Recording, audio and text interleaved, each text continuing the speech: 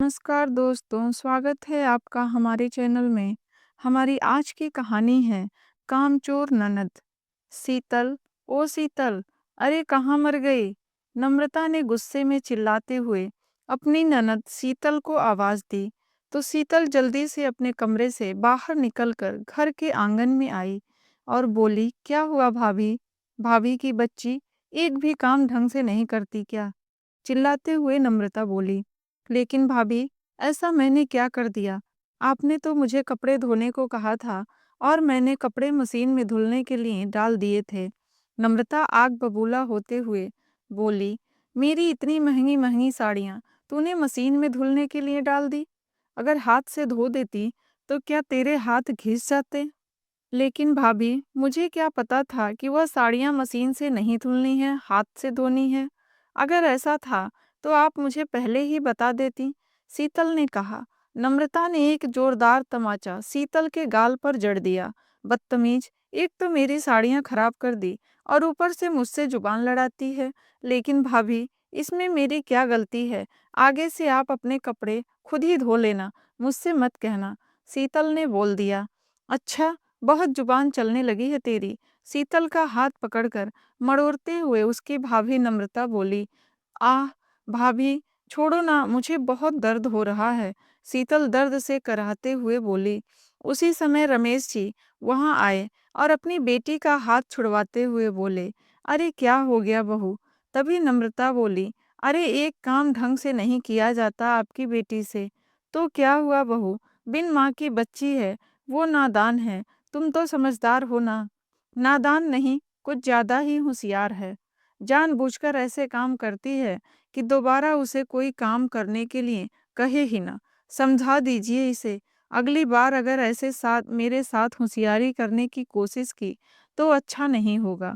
इतना बोलकर जैसे ही नम्रता अपने कमरे में जाने लगी, तभी उसका पति रंजन उसके कमरे से बाहर आया और बोला, क्या हुआ नम्रता? पूरा घर सर पर क्यों उठा रखा है? आखिर क्या बात है? अरे एक तो तुम्हारी बहन ने मेरी इतनी महंगी महंगी साड़ियाँ वॉशिंग मशीन में धोकर खराब कर दी। ऊपर से आप मुझसे ही पूछ रहे हो कि मैंने पूरा घर सर पर क्यों उठा रखा है? क्यों तुम अपने कपड़े खुद नहीं धो सकती क्या?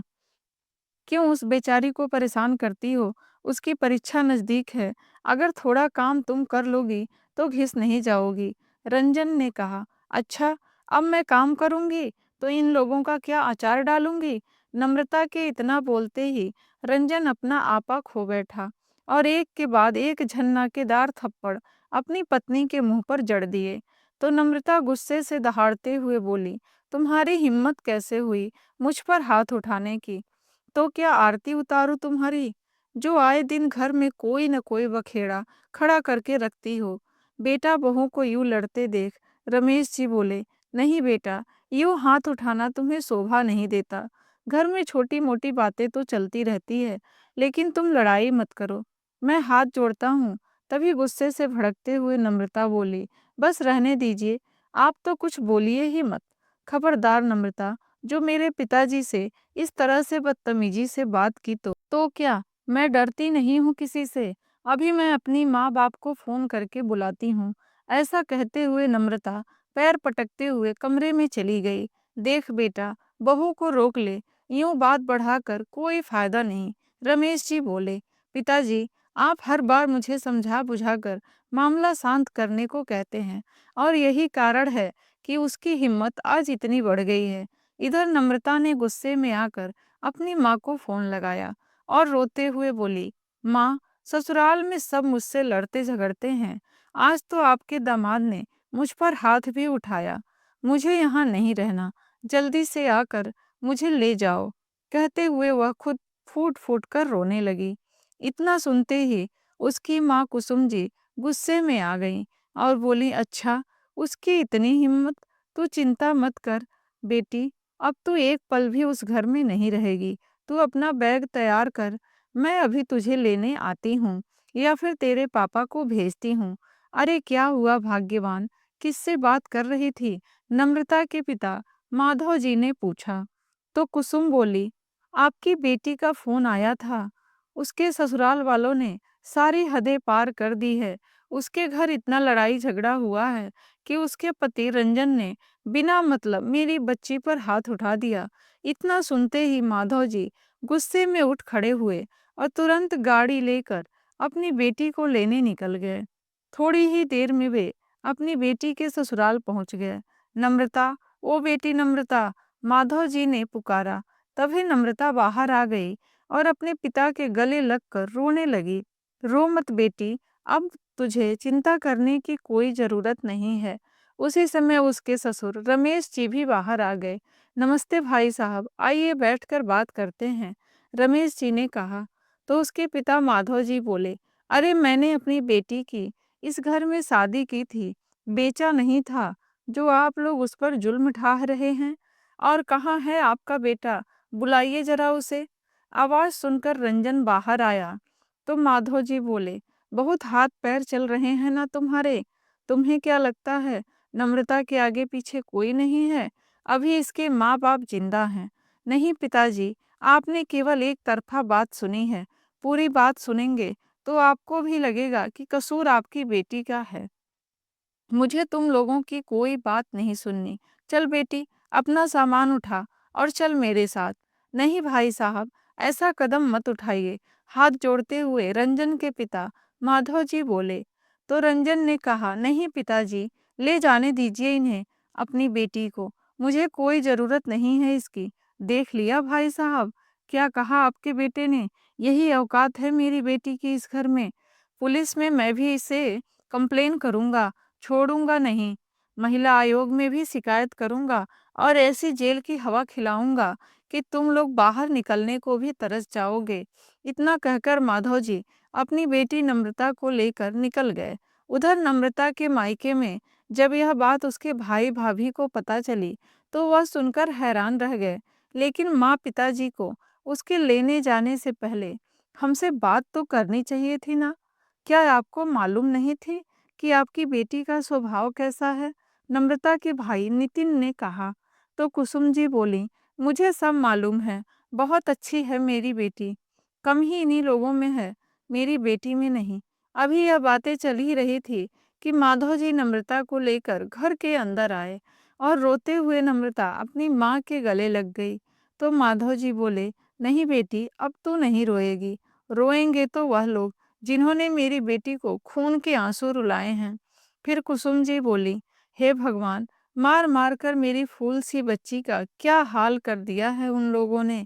तभी उसकी भाभी रजनी बोली, लेकिन पिताजी, मुझे यह तो बताइए कि नम्रता को यहाँ लेकर आने से क्या समस्या का हल निकल जाएगा? अपनी बहू की बात सुनते ही कुसुम जी गुस्से से भरी आवाज में बोली, समस्या का हल कैसे निकालना है वह हम जानते हैं। तुम ज्यादा दिमाग मत चलाया करो। मेरी बेटी बेचारी भूखी प्यासी आई है, उसके लिए खाने का इंतजाम करो।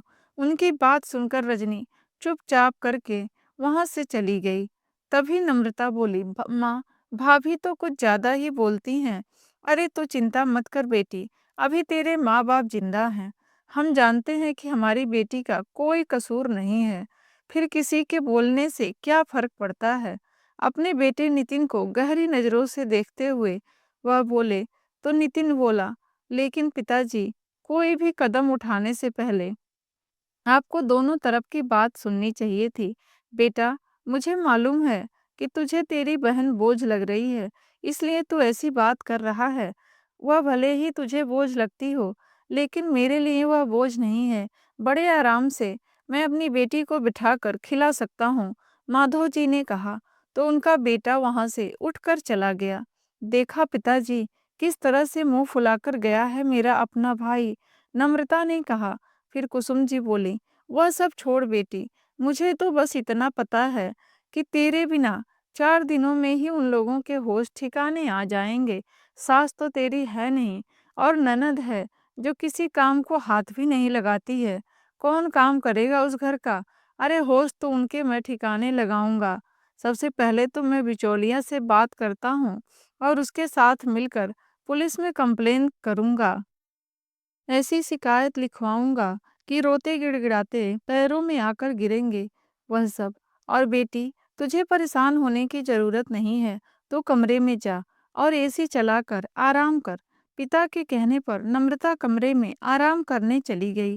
शाम के समय जब नम्रता अकेली बैठी थी, तो उसकी भाभी रजनी उसके पास आकर बैठ गई और समझाने लगी। नम्रता, तुम्हें क्या लगता है, इस तरह पापा के साथ यहाँ आकर तुमने अच्छा किया? अच्छा, यहाँ ना आती तो और क्या करती? वहीं बैठी मार खाती रहती और नौकरानियों की तरह घर के काम करती रहती। अरे इन छोटी-छोटी बातों पर अपना घर छोड़कर मायके नहीं आना चाहिए। अरे भाभी, आपको तो भैया आपके साथ ऐसा नहीं करते हैं ना, तभी यह बात आज आप कह रही हैं। जिस दिन उन्होंने आपको एक थप्पड़ भी लगा दिया, उस दिन आप ये भी यह कदम उठाने पर मजबूर हो जाएँगी।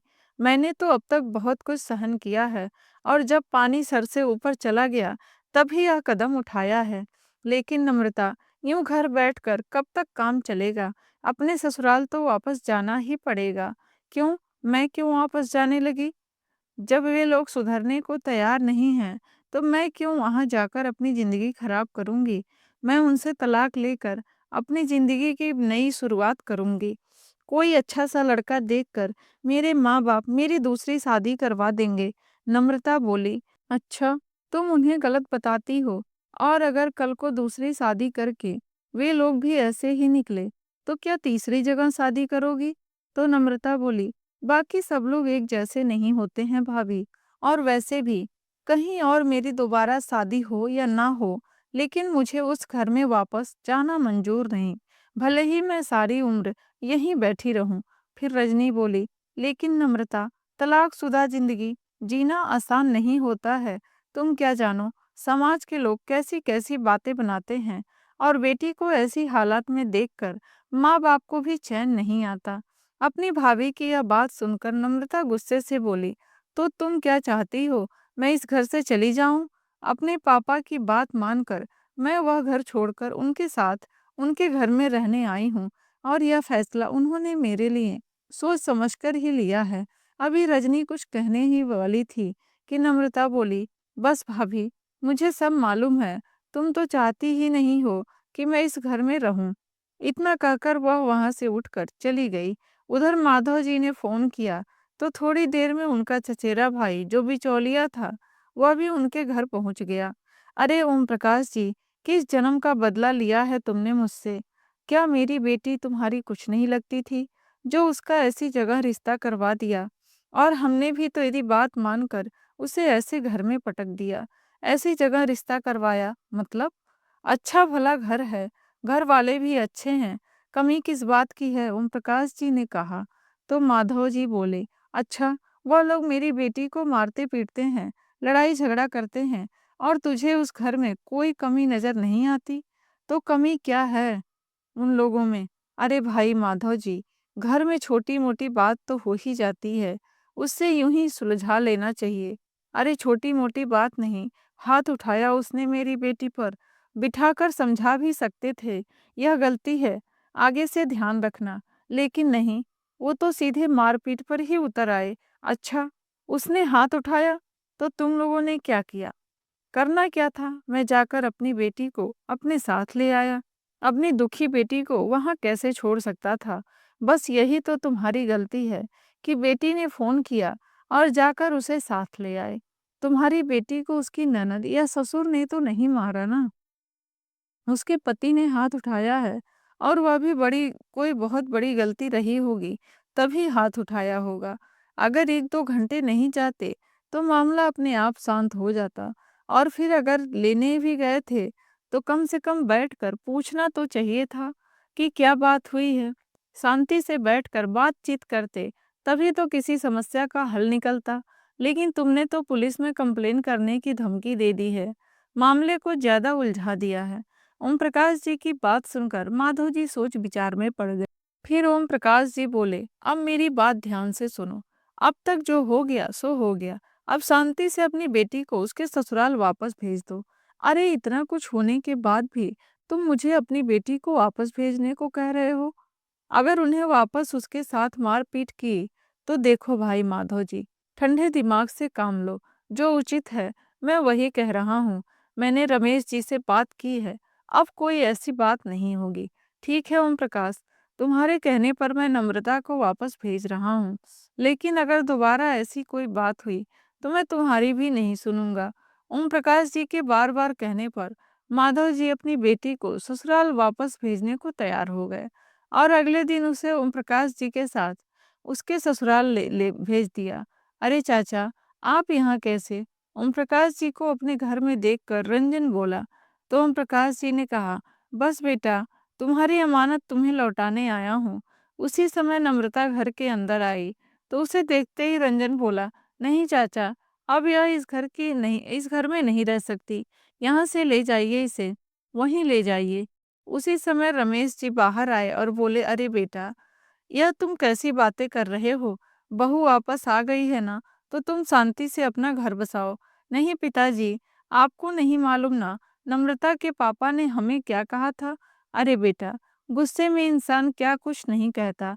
अब सारी बातों को भूलकर नए सिरे से जिंदगी शुरुआत करो। रमेश जी ने कहा तो रंजन बोला, ठीक है, लेकिन इनसे कह दीजिए अगर घर में रहना है तो काम तो खुद ही करना पड़ेगा। मेरी बहन इनके हाथ में खाने की थाली नहीं पकड़ाएगी। तो ओम प्रकाश जी ने बोला, अरे यह भी कोई बात हुई? उसका घर है तो काम तो वो अकेली ही करेगी। तो रमेश जी बोले, अरे नहीं, ननद भाभी दोनों मिलकर काम कर लेंगी, कोई परेशानी नहीं होगी। बेटी तुम अंदर जाओ। किसी तरह रमेश जी ने बात को संभालते हुए अपने बेटे से कहा और अपनी बेटी को आवाज देते हुए 2 कप चाय बनाने को कहा। अरे नहीं, अब मैं चलता हूँ, बच्चों का ख्याल रखिएगा, कहते हुए ओम प्रकाश जी वहां से चले गए। उधर बेटी को ससुराल भेजकर माधव जी अपनी चारपाई पर आराम फरमा रहे थे। अब सब कुछ पहले जैसा ही अच्छा चल रहा था। उधर आज नम्रता को अपने ससुराल आए दिन 2 दिन बीत चुका था। सुबह के समय रमेश जी ने नम्रता को आवाज देते हुए कहा, अरे नम्रता बेटी, जल्दी से मेरे लिए नाश्ता बना दो, आज मुझे खेत पर जल्दी जाना है। शीतल बेटी तो अपनी परीक्षा देने गई है, नहीं तो मैं उसे ही कह देता। अपने ससुर की इतनी बात सुनते ही नम्रता नींद से जागी और गुस्से में पैर पटकते हुए बाहर आई। हाँ तो क्या हुआ? रसोई घर को ताला तो नहीं लगा है? खुद जाकर 2 रोटी बनाकर खा लो। मैं यहाँ किसी की नौकरानी नहीं हूँ, जिसने जब ऑर्डर दिया और काम करवा लिया। अरे बेटी, इसमें नौकरानी वाली कौन सी बात हो गई है? 2 रोटियां ही तो बनानी है। 2 रोटियां हो या 4, मुझसे नहीं पकाई जाती। जिसे खानी है वो खुद जाकर बना ले, चिल्लाते हुए नम्रता ने कहा। तो रंजन आवाज सुनकर बाहर आया। क्या हुआ पिताजी? आज फिर से कोई बात हो गई क्या? अरे बेटा, मैंने तो सिर्फ 2 रोटी बनाने को कहा था। तो फिर? रंजन ने पूछा। तो नम्रता चिल्लाई, फिर क्या? मैं किसी की नौकरानी थोड़ी हूँ जो इशारों पर नाचती फिरूं? जिसे खाना खाना है खुद जाकर बना ले। नम्रता के इतना कहते ही रंजन ने उसके गाल पर एक जोरदार थप्पड़ जड़ दिया। ना बेटा, उसे क्यों मारता है? यूं लड़ाई झगड़ा करके अपना घर क्यों बिगाड़ते हो? रमेश जी अपने बेटे को रोकने की कोशिश की तो नम्रता उल्टा उन पर ही भड़क पड़ी। अरे घर में तो मेरा, तुम लोगों ने सब कुछ बिगाड़ रखा है। इस लड़ाई झगड़े की जड़ सिर्फ तुम और तुम्हारी बेटी हो। नम्रता की इतनी बात सुनते ही रंजन ने गुस्से में आकर एक और तमाचा जड़ दिया। फिर नम्रता गुस्से से आग बबूला होते हुए बोली, जिन हाथों से तुमने मुझे मारा है, उन्हीं हाथों से जेल की चक्की ना पिसवाया तो मेरा नाम भी नम्रता नहीं। इतना कहते हुए नम्रता ने अपना बैग पैक किया और वापस अपने मायके चली गई। उधर उसके मायके में उसकी भाभी रजनी सबके लिए गर्मा गर्म नाश्ता बनाकर सबको परोस रही थी और परिवार के सब लोग उसके बनाए खाने की तारीफ कर रहे थे। तभी अचानक अपने सामने नम्रता को देखकर सभी हैरान रह गए। क्या हुआ बेटी, कैसे आई? माधव जी ने पूछा। तो नम्रता रोते हुए बोली, अब मैं उस घर में दोबारा कभी नहीं जाऊंगी। लेकिन बात क्या हुई है? कोई लड़ाई झगड़ा हुआ क्या? बस लड़ाई झगड़ा नहीं, उसने तो आज फिर से मुझे मारा। सारा दिन घर का काम करके रात को थक कर सोती हूँ। अगर सुबह थोड़ी देर ज्यादा सो गई तो इसमें भी उन लोगों को परेशानी है। सुबह सुबह आवाज देनी शुरू कर दी कि नाश्ता बनाओ। क्या अब मैं उन लोगों के घर की नौकरानी हूँ? यह बात सुनकर उसकी भाभी रजनी बोली, अरे इतनी छोटी सी बात पर तुम यहाँ चली आई? 2 रोटी ही तो बनानी थी, बना देती। तुम तो रहने ही दो बहू, अंदर जाकर खाना बनाओ। बेटी तू यहाँ सोफे पर बैठ। तेरे पापा ने बहुत बड़ी गलती कर दी जो ओम प्रकाश जी के कहने पर तुझे वापस भेज दिया। कुसुम जी ने कहा। तो नम्रता रोते हुए बोली, माँ, मुझे तो लगता है कि मैं ही पागल हूँ जो बार बार मुंह उठाकर यहाँ चली आती हूँ। यहाँ किसी को मेरी कोई फिक्र ही नहीं। नहीं बेटा, यह तू कैसी बातें कर रही है? माधव जी उसके आंसू पोंछते हुए बोले। तो नम्रता बोली, आपको क्या लगता है सारा दिन मैं घर का कितना काम करती हूँ, यह सोचकर कि किसी तरह मेरा घर बस जाए। लेकिन वह लोग तो घर बसाना ही नहीं चाहते। नहीं बेटी, कोई जरूरत नहीं है किसी काम को हाथ लगाने की। बेटी है तू मेरी, किसी के घर की नौकरानी नहीं जो सारी उम्र उनकी गुलामी करती रहेगी। कुसुम जी ने कहा। तो नम्रता बोली, बस अब मैं कुछ नहीं जानती। मैं तो उन पर केस करके ही दम लूंगी। मैं किसी के कहने पर वहां नहीं जाने वाली। वह लोग तो हर बार यही सोचेंगे ना कि पहले तो आकर सीना चौड़ा करके अपनी बेटी को ले जाते हैं और उसके बाद खुद ही उसे वापस छोड़ने आ जाते हैं। इस तरह तो सारी उम्र वे मुझ पर अपना हुक्म ही चलाते रहेंगे। ना बेटी, तू चिंता मत कर, अब वही होगा जो तू चाहेगी। माधव जी ने कहा। तो नम्रता भड़क उठी। बस पापा, आप हमेशा यही कहते हो, लेकिन फिर से मुझे उस नर्क में भेज देते हो। नहीं बेटी, तू कैसी बातें कर रही है? इस बार तो मैं उन लोगों को छोड़ूंगा नहीं। माधव जी गुस्से से बोले। तो कुसुम जी ने कहा, मैं तो कहती हूँ कोर्ट केस करो उन लोगों के खिलाफ और ऐसी ऐसी धाराएं लगवाओ कि वह जेल में ही सड़ते रहें। अकल ठिकाने आ जाएगी उन लोगों की।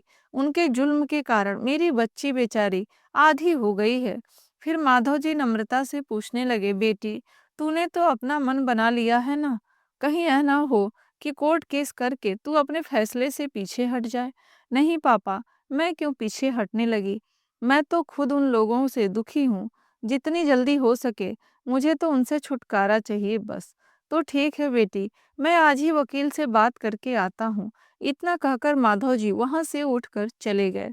तो नम्रता बोली, माँ, बड़ी भूख लगी है। यह भाभी अभी तक खाना क्यों नहीं लेकर आई? रजनी बहू, खाना नहीं बना क्या? अभी तक बना भी रही हो या रसोई में जाकर सो गई हो? अभी लाई माँ जी, कहते हुए रजनी जल्दी से प्लेट में खाना परोस कर ले आई। लो बेटी, आराम से बैठकर खाना खाओ और खाना खाकर अंदर जाकर आराम करो। बाकी सब हम लोग देख लेंगे। रात को सारा काम निपटाकर थकी हारी रजनी अपने कमरे में आकर बैठी तो देखा उसका पति नितिन अभी तक लैपटॉप पर अपने ऑफिस का कुछ काम कर रहा था। तो रजनी बोली, अरे थोड़ा बहुत घर पर भी ध्यान दिया करो। क्यों, क्या हो गया? नितिन बोला, क्या हो गया? अरे आपकी बहन घर पर आकर बैठी है और आप उसे कुछ समझाते ही नहीं। तो नितिन बोला, तुम कहना क्या चाहती हो? क्या मैं उसे घर से बाहर निकाल दूं? नहीं जी, मेरा मतलब यह नहीं है। मैं तो बस इतना कहना चाहती हूँ कि आप लोग सिर्फ एक तरफा बात सुन रहे हैं। कम से कम उन लोगों की बात भी तो सुनो। ताली कभी एक हाथ से नहीं बजती। देखो रजनी, पिछली बार नम्रता घर आई थी तो हमने उसे समझा बुझाकर वापस भेजा था। अब वह लोग अगर बार बार उसे मारते ही रहेंगे तो हम कब तक बर्दाश्त करेंगे? नितिन ने कहा। तो रजनी उसे समझाते हुए बोली, मैं तो केवल इतना ही कहना चाहती हूँ कि उसके पति रंजन को हम सभी अच्छी तरह से जानते हैं। अगर दोबारा उसने नम्रता पर हाथ उठाया है तो कोई बहुत बड़ा कारण होगा। अब मैं भी तो यहाँ अपने ससुराल में रही हूँ। आपने तो मुझे कभी मेरे ऊपर हाथ नहीं उठाया। कोई ना कोई बात तो जरूर है जो यह लड़ाई हो रही है। अरे रजनी, लेकिन वह अपने घर आकर बैठी है। जब उसके आने से किसी को कोई और परेशानी नहीं है तो तुम्हें क्यों परेशानी हो रही है? मैं तो इसलिए परेशान हूँ क्योंकि मुझे मालूम है कि उसकी तरफदारी करके तुम उसे हमेशा के लिए यहीं बिठा दोगे। अरे अगर अपने मायके में रहकर दो वक्त की रोटी खा भी लेगी तो तुम्हें इस बात से क्या दिक्कत है? दिक्कत दो वक्त की रोटी की नहीं है। अब पिताजी कहते हैं कि मैं कोर्ट केस करूंगा। क्या कोर्ट केस में दुनिया हमारा तमाशा नहीं देखेगी? तो होने दो कोर्ट केस। एक बार पता तो लगने दो उन लोगों को भी कि कैसे किसी की बेटी पर हाथ उठाया जाता है। अरे पता उन्हें नहीं, पता तो आप लोगों को लगेगा। कोर्ट केस में परेशानी तो आप लोगों को भी होगी। ढेरों पैसे खर्च होंगे सो अलग। मैं तो बस इतना कहती हूँ कि कम से कम एक बार उन लोगों की बात सुन लो। केवल अपनी बेटी की बात सुनकर फैसला लेना सही नहीं है। अरे जब उन लोगों को उसकी ज़रूरत नहीं है, तो हम क्यों जाएँ उनसे बात करने? उसे तलाक दिलवा कर हम उसकी शादी कहीं और कर देंगे। अभी उसकी कौन-सी उम्र निकल चुकी है। अच्छा, बस यही काम करते रहेंगे। वहाँ से लाकर यहाँ बिठा दिया और यहाँ से ले जाकर दूसरी घर में भी बैठा दिया।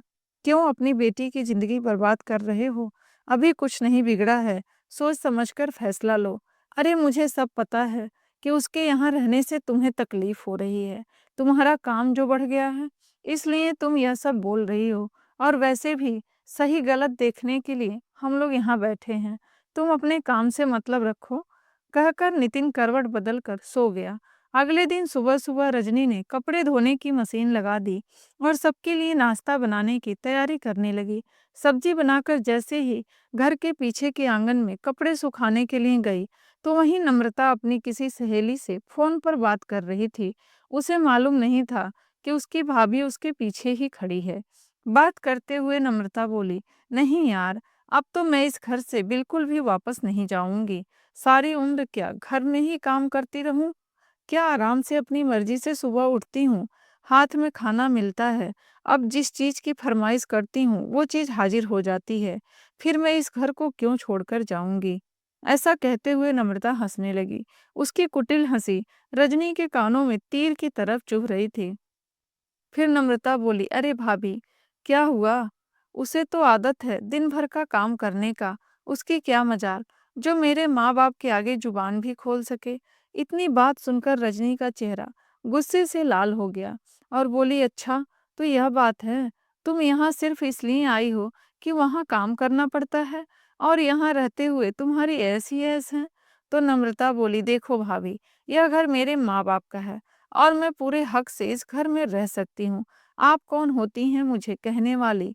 अच्छा, अब मुझे समझ में आया कि आपको इतनी जलन क्यों हो रही है। मैं यहाँ आराम से बैठी हूँ और आपको पूरा दिन काम करना पड़ता है। जलन तो होगी ही ना, लेकिन कोई नहीं, कोई और रास्ता तो भी नहीं है आपके पास। काम तो करना ही पड़ेगा। नम्रता की इतनी बात सुनते ही रजनी बोली, "अच्छा हुआ जो तुम्हारी असलियत मेरे सामने आ गई। बहुत सेवा कर ली मैंने तुम्हारी और बहुत बैठाकर खिला दिया। अब तुम्हें खुद ही अपनी रोटी बनानी पड़ेगी और फिर खानी पड़ेगी। मैं तुम्हारी नौकरानी नहीं हूँ, जो दिन भर तुम्हारी सेवा करने में लगी रहूँ।"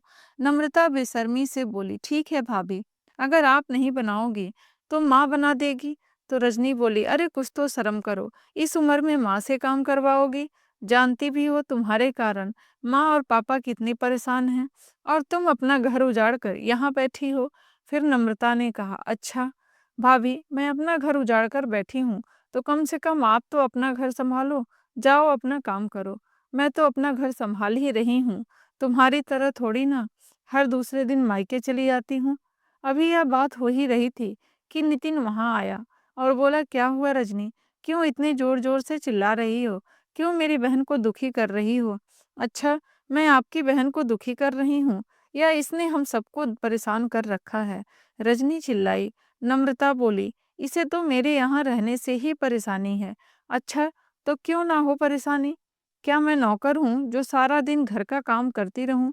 अगर तुम्हारी बहन इस घर में रहेगी, तो मेरे साथ काम भी करवाएगी।"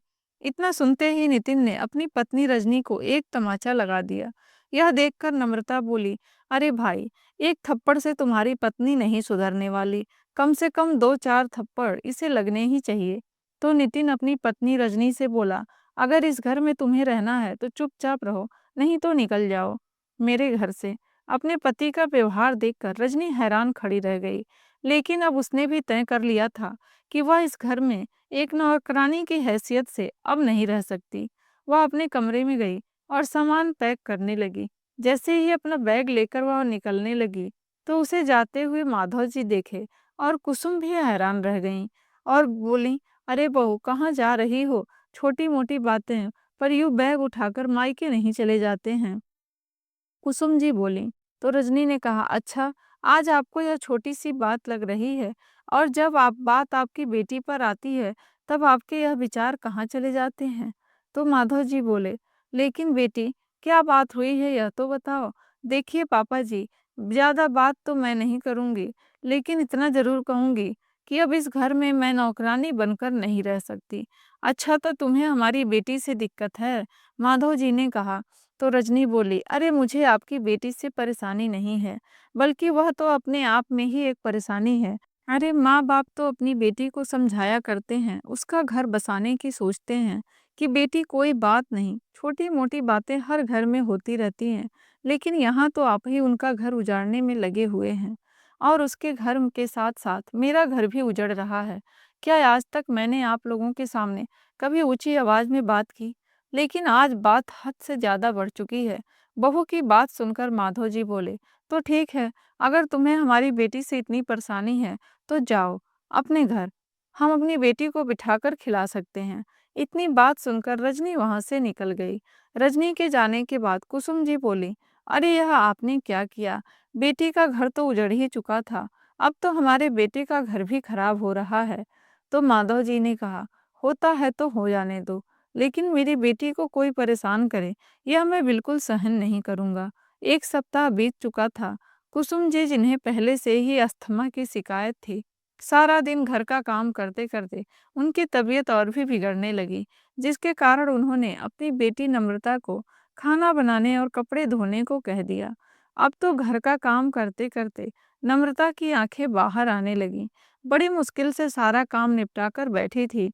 कुसुम जी बोली, बेटी नम्रता, मेरे तेरे पापा को गैस की शिकायत हो रही है, उनके लिए थोड़ी सी खिचड़ी बना देना। इतना सुनते ही नम्रता गुस्से से बोली, माँ, आप लोगों ने तो मेरा जीना हराम करके रख दिया है। इतना काम तो आप खुद भी कर सकती हैं ना। लेकिन बेटी, 1 हफ्ता हो गया है तेरी भाभी को यहाँ से गए हुए। अब तक तो मैं ही कर रही थी ना। 2 दिन मुझसे 2 दिन तुझे काम करना क्या पड़ा कि तू मुझे यह बातें सुनाने लगी? बातें ना सुनाऊँ तो क्या करूँ? थक गई हूँ मैं इस घर के काम को करते-करते। नम्रता ने कहा। तो उसकी माँ बोली, ठीक है बेटा, थोड़ी देर आराम कर ले, उसके बाद बना देना। तो नम्रता गुस्से से चिल्लाते हुए बोली, सुबह से आप भी तो आराम ही कर रही थीं, तो आपसे ज़रा-सी खिचड़ी भी नहीं बनाई जाती? बेटी, मेरी तबीयत ठीक होती तो मैं ही बना लेती, बहुत कमज़ोरी महसूस हो रही है। अरे खिचड़ी बनानी है, कोई पहाड़ नहीं तोड़ना। चल फिर लोगी ना, तो कोई आफ़त नहीं आ जाएगी। तभी माधव जी बाहर आए और बोले, नम्रता बेटी, मेरे लिए 1 गिलास पानी तो ला कर दे दे, मुझे दवाई खानी है। और हाँ, मेरा कुर्ता पजामा भी प्रेस कर देना, मुझे ज़रा बाज़ार जाना है।